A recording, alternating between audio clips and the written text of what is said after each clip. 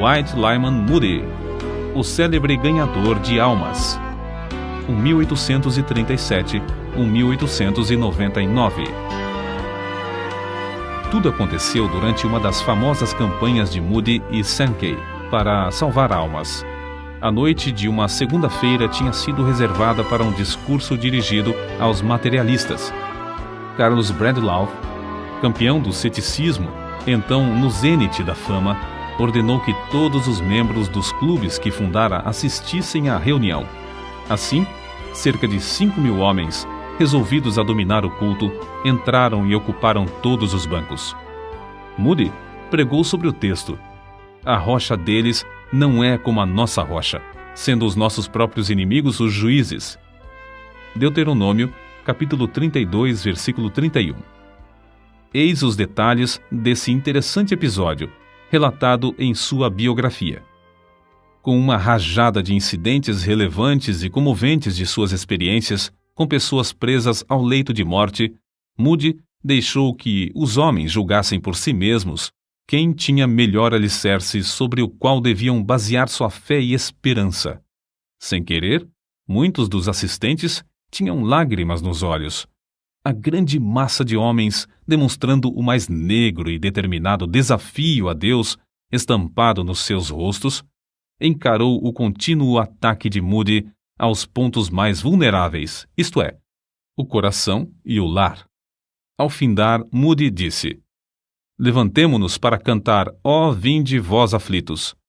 E, enquanto o fazemos, os porteiros abram todas as portas para que possam sair todos os que quiserem. Depois, faremos o culto, como de costume, para aqueles que desejarem aceitar o Salvador. Uma das pessoas que assistiu a esse culto disse: eu esperava que todos saíssem imediatamente, deixando o prédio vazio. Mas grande massa de 5.000 homens se levantou, cantou e assentou-se de novo. Nenhum deles deixou seu assento. Moody então disse: quero explicar 4 palavras: recebei, crede, confiai, aceitai. Um grande sorriso passou de um a outro em todo aquele mar de rostos. Depois de falar um pouco sobre a palavra recebei, fez um apelo. Quem quer recebê-lo? É somente dizer: quero. Cerca de 50 dos que estavam em pé e encostados às paredes responderam: quero. Mas nenhum dos que estavam sentados. Um homem exclamou: eu não posso. Ao que Moody replicou: falou bem e com razão, amigo. Foi bom ter falado. Escute e depois poderá dizer: eu posso. Moody então explicou o sentido da palavra crer e fez o segundo apelo. Quem dirá: quero crer nele? De novo, alguns dos homens que estavam em pé responderam, aceitando, mas um dos dirigentes de um clube bradou: eu não quero.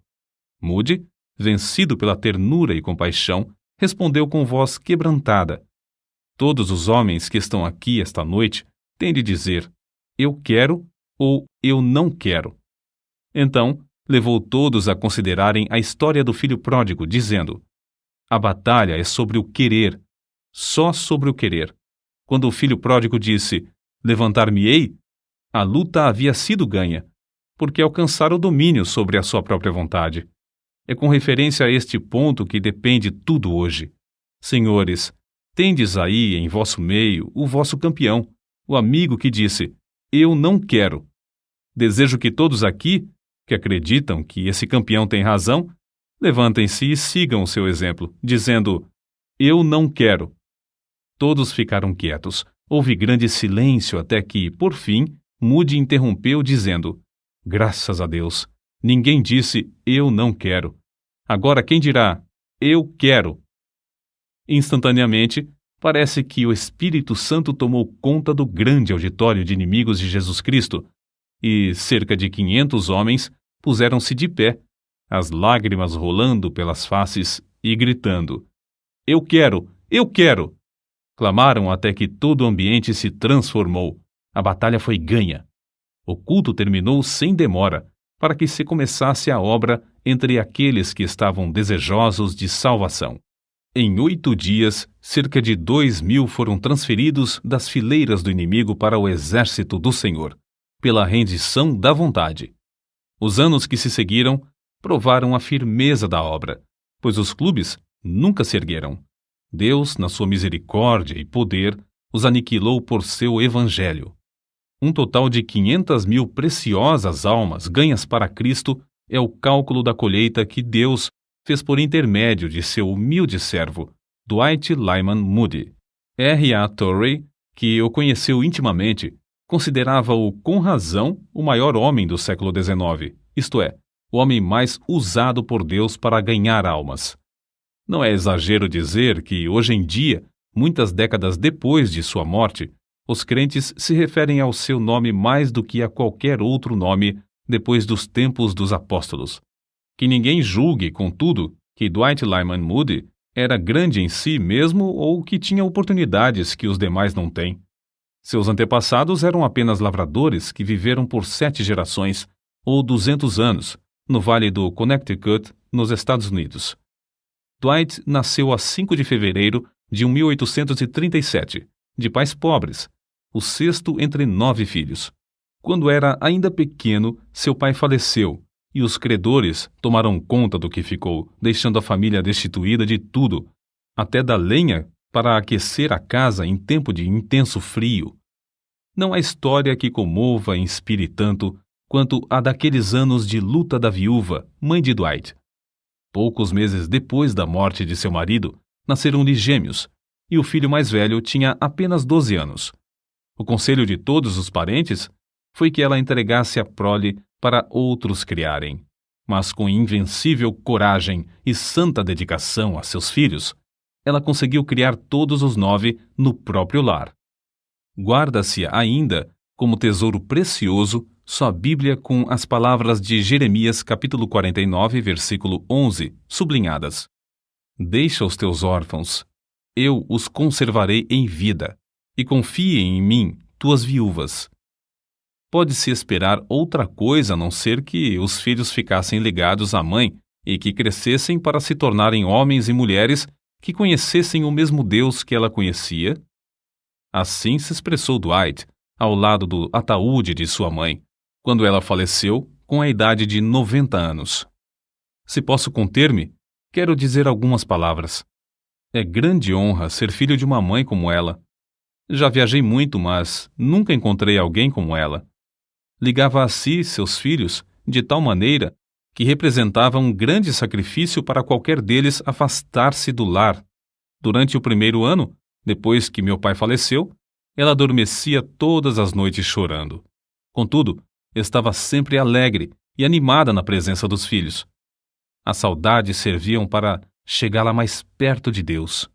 Muitas vezes eu me acordava e ela estava orando, às vezes chorando.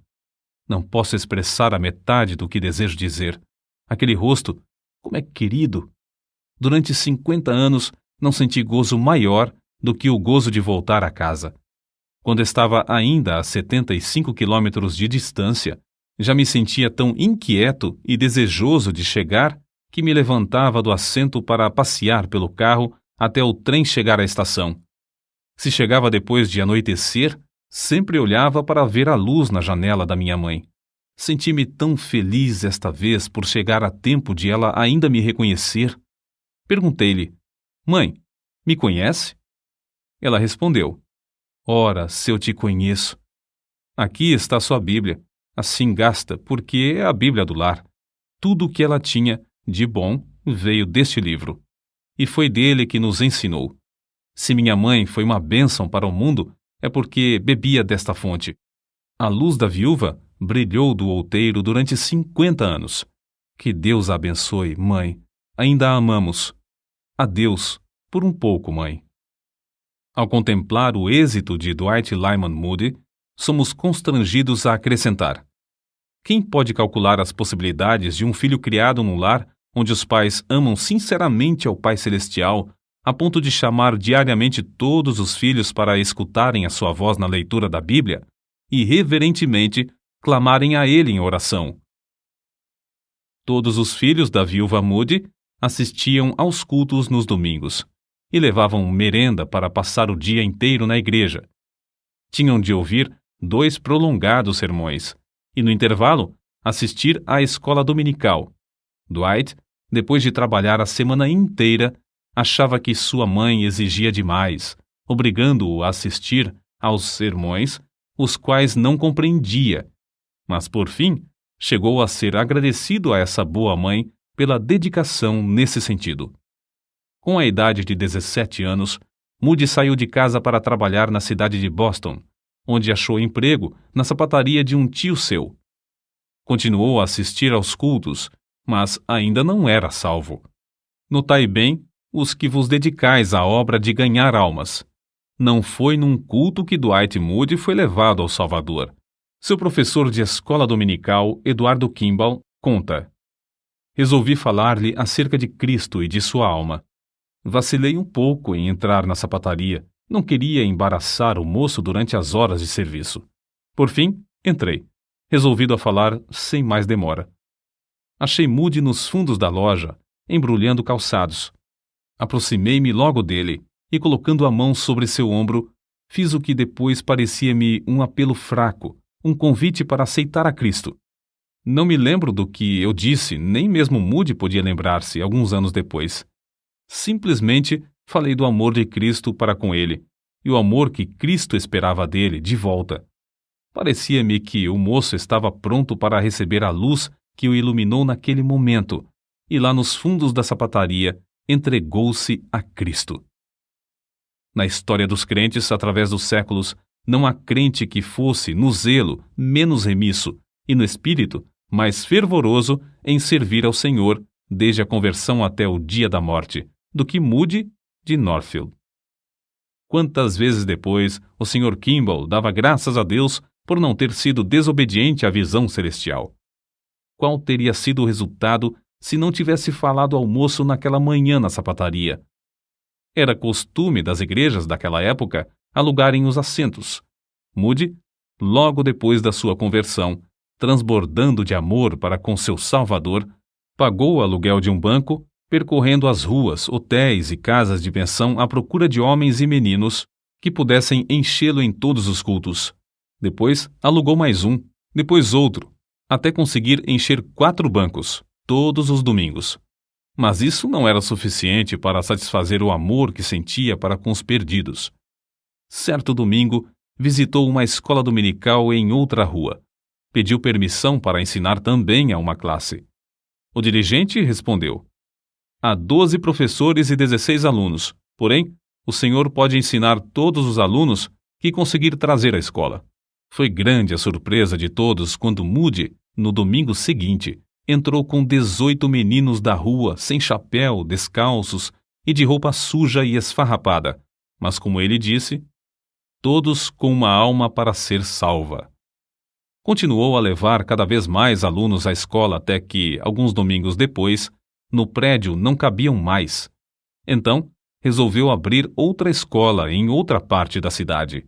Moody não ensinava, mas arranjava professores, providenciava o pagamento do aluguel e de outras despesas. Em poucos meses, essa escola veio a ser a maior da cidade de Chicago. Não julgando conveniente pagar outros para trabalhar no domingo, Moody, cedo pela manhã, tirava as pipas de cerveja, outros ocupavam o prédio durante a semana. Varria e preparava tudo para o funcionamento da escola. Depois, então, saía para convidar alunos. Às 14 horas, quando voltava de fazer os convites, achava o prédio repleto de alunos. Depois de findar as aulas na escola, ele visitava os ausentes e convidava cada aluno para ouvir a pregação à noite. No apelo, após o sermão, os interessados eram convidados a ficar para um culto especial, no qual tratavam individualmente com todos. Moody também participava dessa colheita de almas. Antes de findar o ano, 600 alunos, em média, assistiam à escola dominical, divididos em 80 classes. Em seguida, a assistência subiu a 1.000 e, às vezes, ia a 1.500. O êxito de Moody na escola dominical atraiu a atenção de outros que se interessavam pelo mesmo trabalho. De vez em quando, era convidado a participar das grandes convenções das escolas dominicais. Certa vez, depois de Moody haver falado numa convenção, Um orador censurou-o severamente por não saber dirigir-se a um auditório. Moody foi para a frente e, depois de explicar que reconhecia não ser instruído, agradeceu ao ministro por ter mostrado seus defeitos e pediu-lhe que orasse a Deus para que o ajudasse a fazer o melhor que pudesse. Ao mesmo tempo que Moody se aplicava à escola dominical com tais resultados, esforçava-se também no comércio, todos os dias.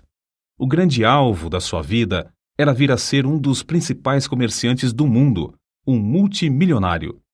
Não tinha mais de 23 anos e já havia conseguido juntar $7.000. Mas seu Salvador tinha um plano ainda mais nobre para seu servo.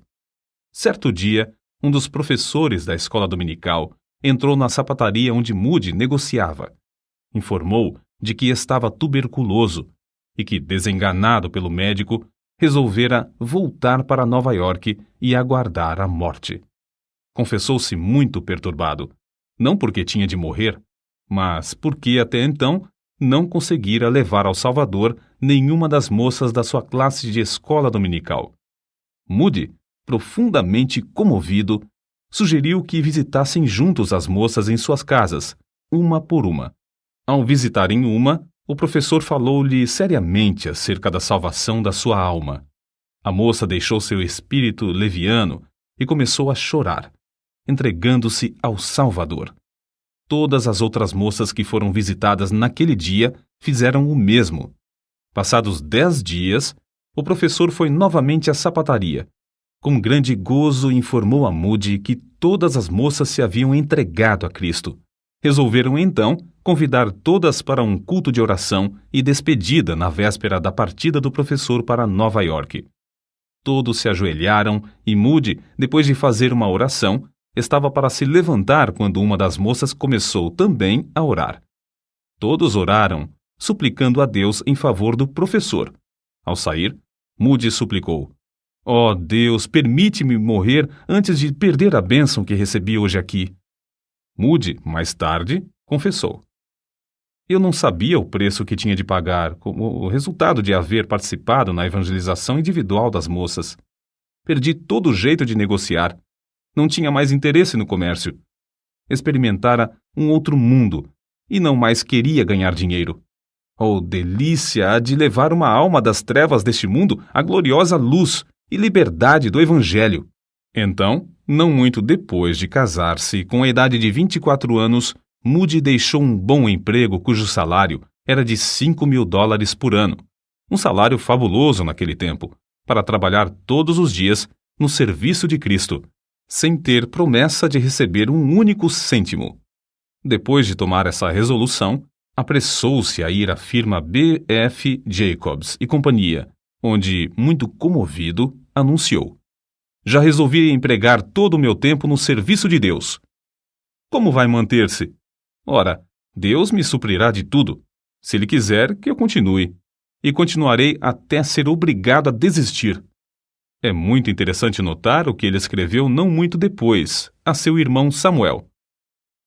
"Caro irmão, as horas mais alegres que já experimentei na terra foram as que passei na obra da escola dominical. Samuel, arranja uma classe de moços perdidos, leva-os à escola dominical, pede a Deus sabedoria e instrui-os no caminho da vida eterna."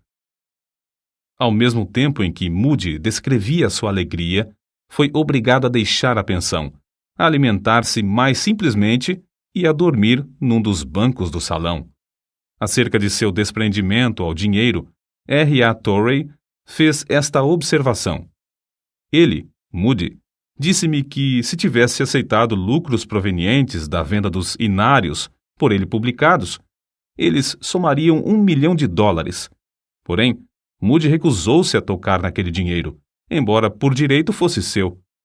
Numa certa cidade visitada por Moody nos últimos dias de sua vida, estando eu em sua companhia, foi publicamente anunciado que ele não aceitaria qualquer recompensa por seus serviços. O fato era que ele quase não tinha outros meios de sustento, senão aquilo que recebia nas suas conferências. Não desejava métodos sensacionais, mas usou os mesmos métodos humildes até o fim da vida. Sermão dirigido direto aos ouvintes, Aplicação prática da mensagem do Evangelho à necessidade individual. Solos cantados sob a unção do Espírito. Apelo para que o perdido se entregasse imediatamente. Uma sala ao lado para onde levava os que se achavam em dificuldades em aceitar a Cristo. Estímulo a que os salvos trabalhassem entre os interessados e recém-convertidos. 1 hora de oração ao meio-dia, diariamente, e cultos que duravam dias inteiros. O próprio Moody afirmou: se estamos cheios do Espírito e de poder, um dia de serviço com poder vale mais do que 1 ano de serviço sem esse poder. Se estamos cheios do Espírito, ungidos, nossas palavras alcançarão os corações do povo. Na Inglaterra, as cidades de York, Sunderland, Bishop, Auckland, Carlisle e Newcastle foram vivificadas como nos dias de Whitefield e Wesley. Na Escócia, em Edimburgo, os cultos se realizaram no maior edifício e a cidade inteira ficou comovida. Em Glasgow, a obra começou com uma reunião de professores da escola dominical, a qual assistiram mais de 3.000 pessoas. O culto da noite foi anunciado para as 18h30, mas muito antes da hora marcada, o grande edifício ficou repleto e a multidão que não pôde entrar foi levada para as 4 igrejas mais próximas. Essa série de cultos transformou radicalmente a vida diária do povo. Na última noite, Sankey cantou para 7.000 ouvintes que estavam dentro do edifício, e Moody, sem poder entrar no auditório, subiu numa carruagem e pregou para as 20.000 pessoas que se achavam congregadas do lado de fora. O coral cantou os hinos de cima de um galpão. Em um só culto, mais de 2.000 pessoas responderam ao apelo para se entregarem definitivamente a Cristo. Durante o verão, pregou em Aberdeen, Montrose, Brechin, Forfar, Huntly, Inverness, Arbroath, Fan, Nairn, Elgin, Ferris, Grantown, Keith, Rothesay e Campbellton. Muitos milhares assistiam a todos os cultos. Na Irlanda, Moody pregou nos maiores centros com os mesmos resultados, como na Inglaterra e Escócia. Os cultos em Belfast continuaram durante 40 dias. O último culto foi reservado para os recém-convertidos, que só podiam ter ingresso por meio de bilhetes, concedidos gratuitamente. A essa reunião estiveram presentes 2.300 pessoas. Belfast fora o centro de vários avivamentos, mas todos concordam em que nunca houvera um avivamento antes desse com resultados tão permanentes. Depois da campanha na Irlanda, Moody e Sankey voltaram à Inglaterra e dirigiram cultos inesquecíveis em Sheffield, Manchester, Birmingham e Liverpool. Durante muitos meses, os maiores edifícios dessas cidades ficaram superlotados de multidões desejosas de ouvir a apresentação clara e ousada do Evangelho por um homem livre de todo interesse e ostentação. O poder do Espírito manifestou-se em todos os cultos, produzindo resultados que permanecem até hoje. O itinerário de Moody e Sankey na Europa findou-se após 4 meses de cultos em Londres. Moody pregava alternadamente em 5 centros, e cada um deles foram realizados 60 cultos, com exceção de Victoria Hall, 45 cultos. Os números da assistência nos servem para compreender algo da grandeza dessa obra durante esse período. Agricultural Hall, 720.000 pessoas, Balroad Hall, 600.000 presentes, Camberwell Hall, 480.000, Haymarket Opera House, 330.000 ouvintes, e Victoria Hall, 400.000. Vale acrescentar aqui o seguinte: as diferenças entre as denominações quase desapareceram. Pregadores de todas as igrejas cooperavam numa plataforma comum para a salvação dos perdidos. Abriram-se de novo as Bíblias e houve um grande interesse pelo estudo da Palavra de Deus. Quando Moody saiu dos Estados Unidos em 1873, era conhecido apenas em alguns estados, e tinha fama apenas como obreiro da escola dominical e da Associação Cristã de Moços. Mas quando voltou da campanha da Inglaterra em 1875, já era conhecido como o mais famoso pregador do mundo. Contudo, continuou o mesmo humilde servo de Deus. Foi assim que uma pessoa que o conhecia intimamente descreveu sua personalidade. Creio que era a pessoa mais humilde que jamais conheci. Ele não fingia humildade. No íntimo do seu coração, rebaixava-se a si mesmo e superestimava os outros. Ele engrandecia outros homens e, sempre que possível, arranjava para que eles pregassem. Fazia tudo para não aparecer. Ao chegar novamente aos Estados Unidos, Moody recebeu convites para pregar, vindos de todas as partes do país. Sua primeira campanha, em Brooklyn, foi um modelo para todas as outras. As denominações cooperavam. Alugaram um prédio que comportava 3.000 pessoas. O resultado foi uma grande e permanente obra. Durante um período de 20 anos, ele dirigiu campanhas com grandes resultados nas maiores cidades dos Estados Unidos, Canadá e México. Em diversos lugares, as campanhas duraram até 6 meses. Em todos os lugares, Moody proclamava clara e praticamente a mensagem do Evangelho. Em suas campanhas, havia ocasiões que eram realmente dramáticas. Em Chicago, o circo Fort Paul, com uma tenda de lona que abrigava 10.000 pessoas sentadas e outras 10.000 em pé, anunciou espetáculos para 2 domingos. Moody alugou a tenda para realizar cultos pela manhã. Os donos achando muita graça em tal tentativa. Mas no primeiro culto a tenda ficou repleta. Foram tão poucos os que assistiram aos shows do circo à tarde que os donos resolveram não fazer sessão no segundo domingo. Entretanto, o culto evangelístico realizou-se sob a lona no segundo domingo. O calor era tanto que dava a impressão de matar a todos. Porém, cerca de 18.000 pessoas ficaram em pé, banhados em suor e esquecidos do calor. No silêncio que reinava durante a pregação de Moody, o poder desceu e centenas foram salvos. Acerca de um desses cultos, certo assistente deu suas impressões. Nunca jamais me esquecerei de certo sermão que Moody pregou. Foi no circo de Fort Paul, durante a Exposição Mundial. Estavam presentes cerca de 18.000 pessoas, de todas as classes e de todas as qualificações. O texto do sermão foi: "Pois o Filho do Homem veio buscar e salvar o que se havia perdido." Grandiosa era a unção do pregador, parecia estar em íntimo contato com todos os corações daquela massa de gente.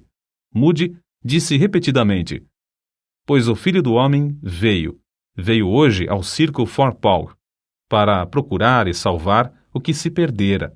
Escrito e impresso parecia um sermão comum, mas as suas palavras, pela santa unção que lhe sobreveio, tornaram-se palavras de espírito e de vida.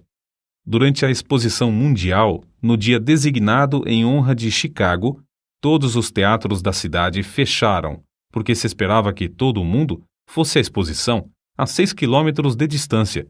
Porém, Moody alugou o Central Music Hall, e R.A. Torrey testificou que a assistência era tão grande que ele só conseguiu entrar por uma janela dos fundos do prédio. Os cultos de Moody continuaram tão concorridos que a Exposição Mundial teve de deixar de funcionar aos domingos, por falta de assistência. Henry Moorhouse, pregador escocês, dá a seguinte opinião acerca de Moody e seus discursos.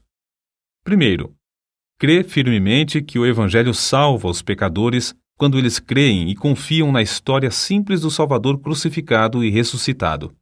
Segundo, espera a salvação de almas quando prega, e o resultado é que Deus honra a sua fé. Terceiro, prega como se jamais fosse realizar outro culto, e como se os pecadores nunca mais tivessem a oportunidade de ouvir o som do Evangelho. Seus apelos à decisão, agora mesmo, são comoventes. Quarto, consegue levar os crentes a trabalhar com os interessados depois do sermão.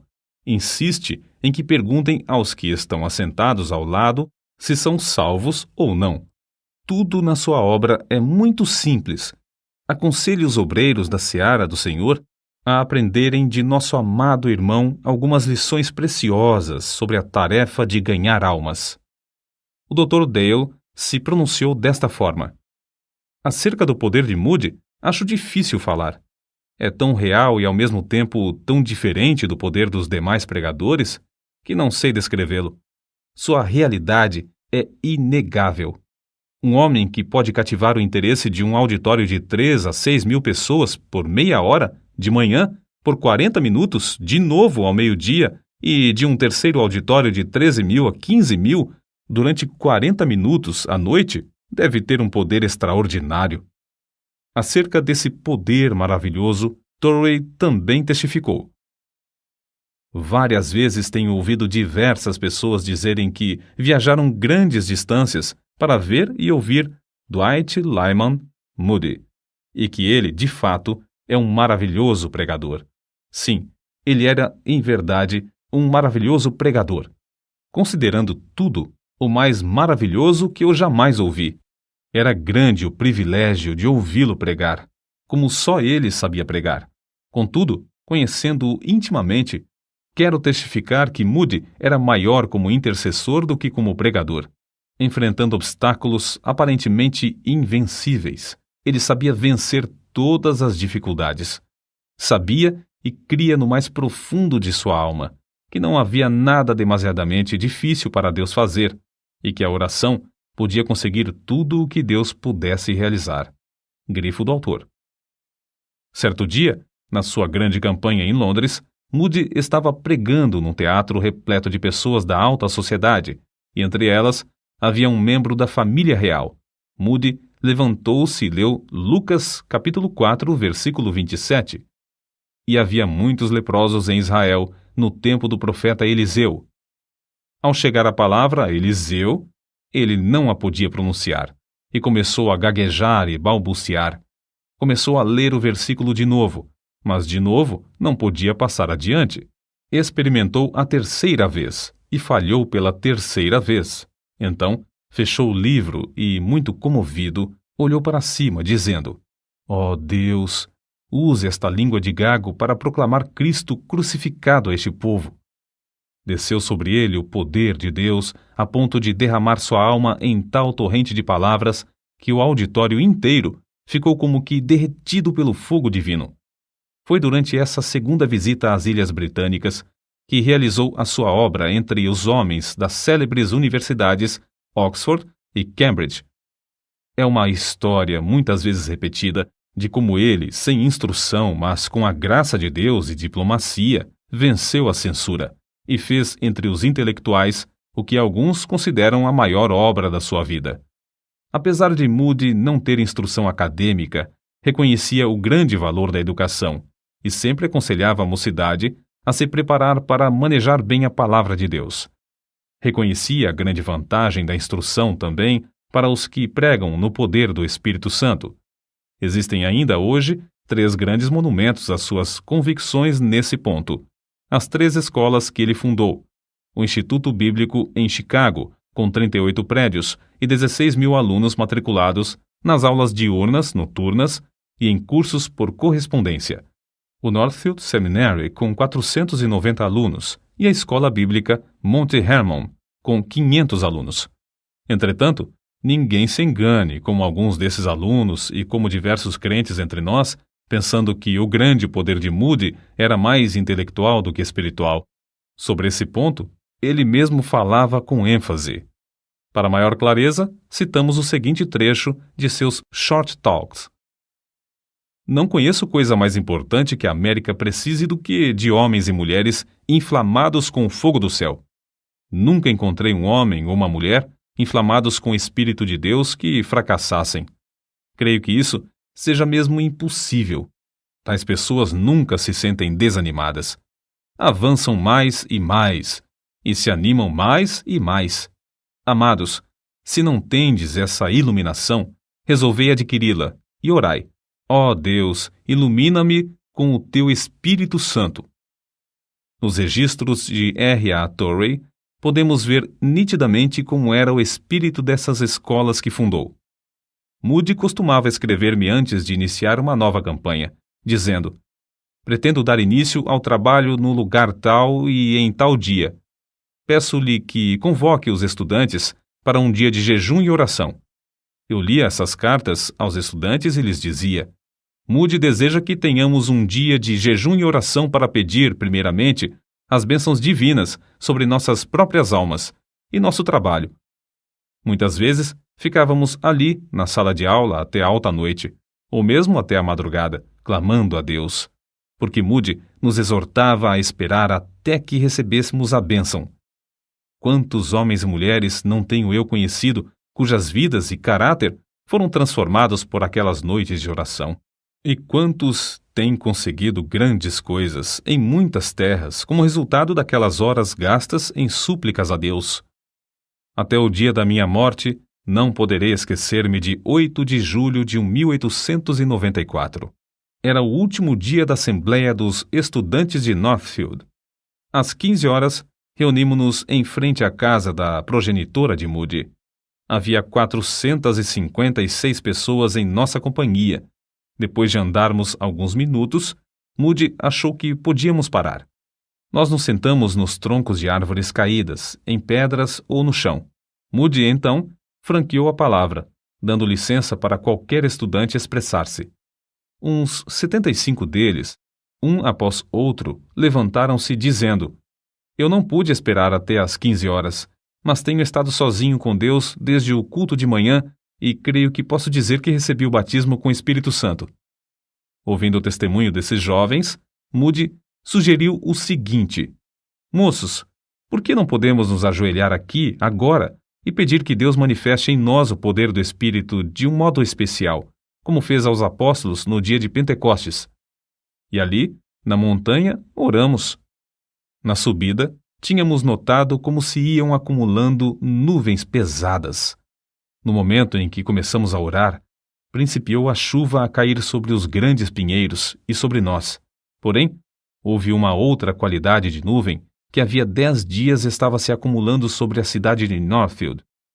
Uma nuvem cheia da misericórdia, da graça e do poder divino, de sorte que, naquela hora, parecia que nossas orações bombardeavam essas nuvens, fazendo descer sobre nós, em grande poder, a virtude do Espírito Santo.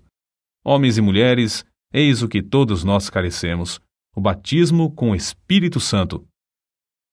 As anotações de R. A. Torrey também dão conta de como Moody era mesmo um estudante incansável. Todos os dias da sua vida, até o fim, segundo creio, ele se levantava muito cedo de manhã para meditar na palavra de Deus. Costumava deixar sua cama às 4 horas da madrugada, mais ou menos, para estudar a Bíblia. Um dia ele me disse: Para estudar, preciso me levantar antes que as outras pessoas acordem.